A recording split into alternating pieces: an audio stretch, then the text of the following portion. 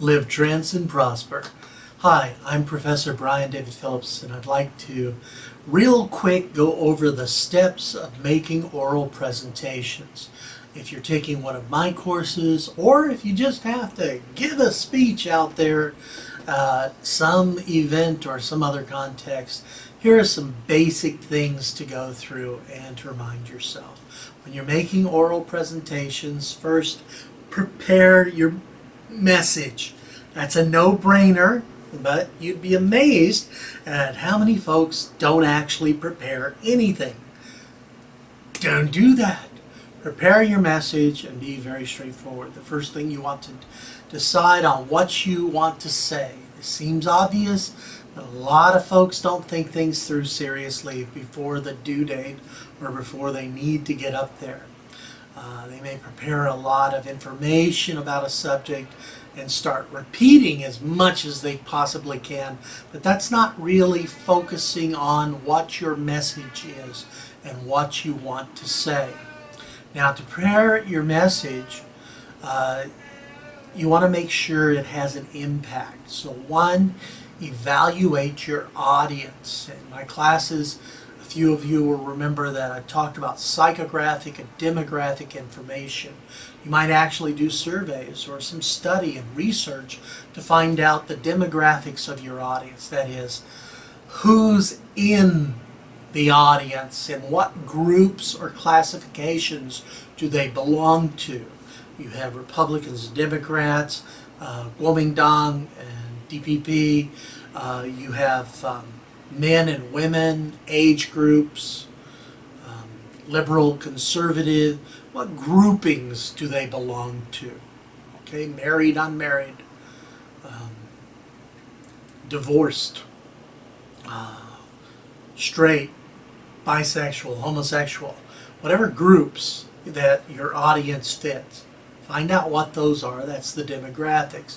And some of them will apply to your message more than others, obviously. If I'm going to talk about smoking, I want to know how many smokers and non-smokers do I have in the group, how many belong to a household where there is a smoker, how many don't.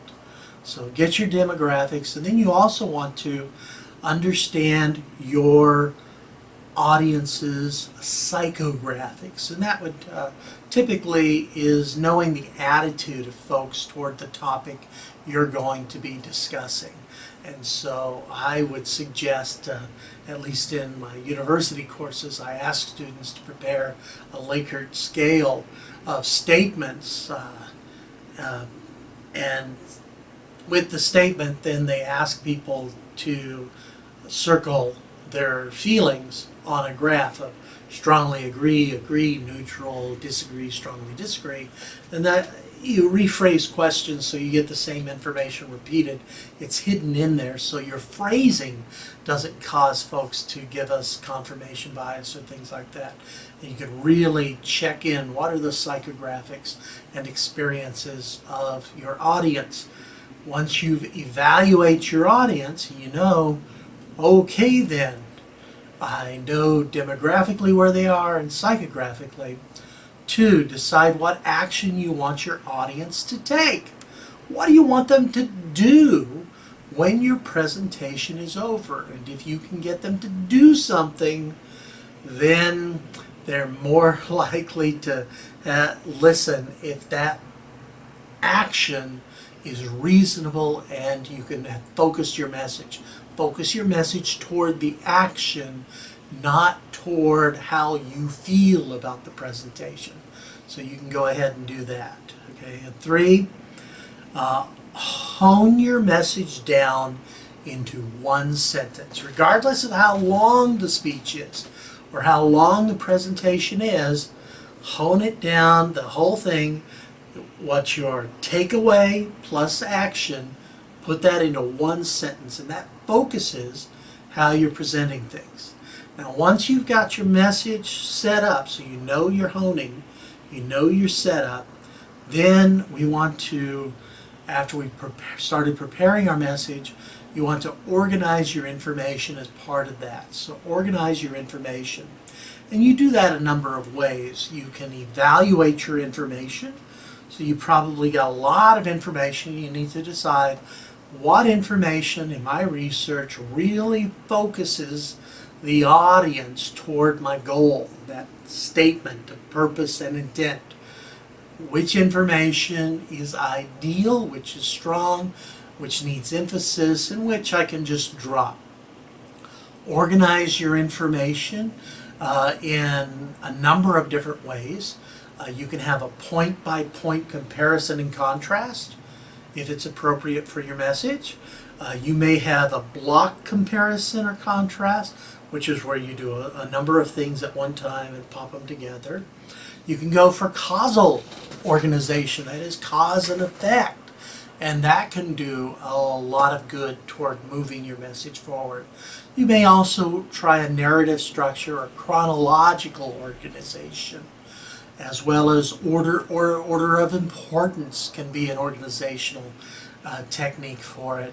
And of course, there's always spatial organization. These types of organization are appropriate depending upon what kind of material you're discussing. So go with that. And then, as well as part of organizing, is to create an outline. Now, the creation of your outline of your message, of your presentation, typically has 3 main points: introduction, body, and conclusion. And just pound this into your head. Your whole speech, your whole presentation, you've got your introduction, where essentially you tell us what you're going to say. And then in the body of the speech, that's the meat of the matter. That's where you do the real good stuff. And you tell us what you need to tell us. And then C, conclusion. A, introduction, B, body, C, conclusion, where you tell us what you said. So tell us what you're going to say it, and then tell us what you said. That reinforces the message. Now, you're not repeating every single point. That's kind of silly. It's like you're just giving the same speech 3 times, but you rephrase things and you hit that. Remember that message honing, that one sentence. You make sure that pound right in there, depending upon how long it is. Now, within the body, you do that for every paragraph or every section of your presentation as well. Tell us what you're going to say it, tell us what you said. That's every section or every point in your presentation. And that's going to be based upon how you handle the presentation structure organization. Now, you also want to make sure you define your terms so that folks know what you're talking about. You'd be amazed at how many people give a presentation thinking the audience will understand the terminology or agree on the usage when it doesn't. For instance, years ago in Taiwan, there was a huge debate on legalized prostitution, and the foreign media picked that up. And they were some folks were really critical of Taiwan's policies and the changes that were happening, but it was very obvious they didn't really understand what was happening. The debate was actually when we talked about legalized prostitution in Taiwan at that time, not now, but at that time, they were talking about prostitutes who were using previous licenses. There was a very small percentage of prostitutes who had licenses to practice legally. Most prostitutes didn't have that licensing, and the debate here was really about whether or not to extend licensing beyond that group or to renew their licenses or to force them to just be unrenewed. Okay, but it really affected just a very small section, and it was female prostitutes of a certain age in a certain area. Now, some people thought when they were talking about prostitution, they were talking about male prostitutes or gigolos, that they were talking about child prostitution and things like that, but they weren't. Those weren't part of the discussion. But if I say legal prostitution and you think of child prostitutes, that means we're talking about 2 very different things. So my proposals might be very offensive to you. because you're not sure. We haven't agreed on terminology. You want to make sure you're clear. Make sure folks understand what you're talking about. So define your terms. Assume the audience may not understand all parameters of the issue. So be sure to do that.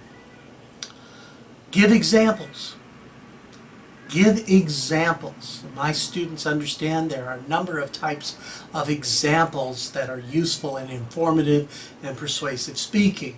You have statistics, and statistics, that's just a study that shows a whole bunch of things in terms of this happens a lot or this is significant.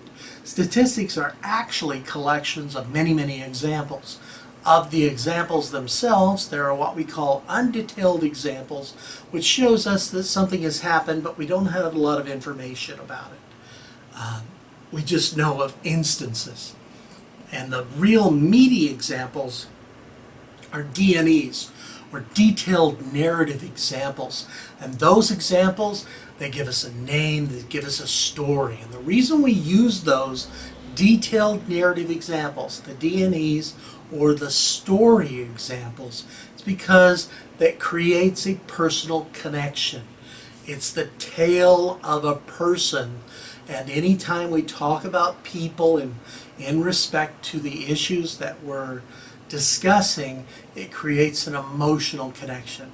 People realize these are real folks being affected by whatever the issue is. So make sure you give examples. And of course, you also want to review the points. Review the points that you have discussed and review the research that you have done. Simplify, codify, and present. Also, you want to make sure you use transition phrase. My English, you're so good today. Transition phrases. Transition phrases are segues from one point to another. And that allows us to know we're now switching points and we're going to the next issue. That's when we say things like, our next topic is... The second topic we're going to discuss. Now, an example of what you just learned about is, a definition of this term is, in conclusion, the main point of this is, these are transition phrases. So far we have learned. Before we finish, I just want to make sure you remember, so make sure you do that. And of course, another big thing you want to do for your presentation, some people call it adding pizzazz. Years and years ago when I was at university and dinosaurs walked the earth, one of my professors called it adding pizzazz, which is essentially make sure that your presentation is interesting enough to listen to, so that the audience doesn't slip off for whatever reason. So there are different ways to do this to make sure you focus attention on your presentation for whatever context. And of course the context of the speech itself or presentation itself will vary for that. So you might use an attention-getting opener. State a famous quotation, ask the audience a question, present some shocking statistics, show the audience a product, or show them a picture, play some music, tell an interesting story or experience. Remember your DNEs, detailed narrative examples, tell a joke. There are certain organizations that teach public speaking to business folks, and they almost always say, tell a joke, start off with a joke. You can also use a loud bang or something like that. Of course, each of these attention-getting techniques is appropriate for certain contexts and not appropriate for others. For instance, telling a joke might be great for an after-dinner speech, but it's absolutely terrible if you're presenting a eulogy at a funeral. You see the difference? So make it appropriate. Another way of adding pizzazz, so to speak, is to use visual aids, create visual aids, have posters, graphs, tables, large presentations, or PowerPoints. Don't over-rely on PowerPoint or things like that. Learn to be able to speak with your voice than with a computer. Don't let that organize things for you. But visual aids can be great for presenting information as well as for focusing emotional responses. Okay? Make sure that you clearly state the point of the visual. So it's not just a random slide presentation of photos from my trip to Uzbekistan, whatever the hell that is. So make sure you focus. And then finally, and this is important, rehearse your presentation. When I say rehearse, I don't mean read the damn thing over and over and practice your gestures in the mirror. And today we gather. It's not an oration. Speeches and presentations are about communication. I believe very strongly in communicative presentations. And so we don't memorize what exactly to say. That's silly, folks. If you have it all memorized in your head, just write it down and hand out copies. Give it to me. I'll go home and read it. I don't need to listen to your reading in your head. Instead, practice or rehearse presenting the ideas or concepts. Go over a keyword outline. I'm a strong believer. I'm a big, awesomely big believer in not writing out your speech in sentences, but having keyword outlines so that you can refer to your outline. And in my classes, I tell my students to just have an outline, depending on how long the piece is, on a business card sized blank card. Just write keywords so you know where to get to. Obviously, if you're citing statistics or things like that, you put that on a separate card with the actual information to cite to build credibility and things like that. But there you go. That's making oral presentations. I hope this has been helpful, and I'll see you on the flip side. In the meantime, this is Professor Brian David Phillips saying, live, trends, and prosper. Bye-bye.